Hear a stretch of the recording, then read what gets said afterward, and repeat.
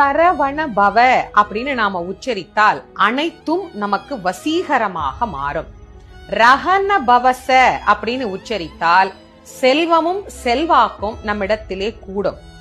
ஹனபவ சர அப்படின்னு நாம உச்சரித்தால் நோய் பகை இவை நம்மை விட்டு ஓடோடி போகும். நபவ சரக அப்படின்னு நாம உச்சரித்தால் எதிர்ப்பும் எதிரிகளும் நம்ம இடத்திலே இருக்கவே மாட்டார்கள். எதிரிகளின் தொல்லை நீங்கியே போகும்.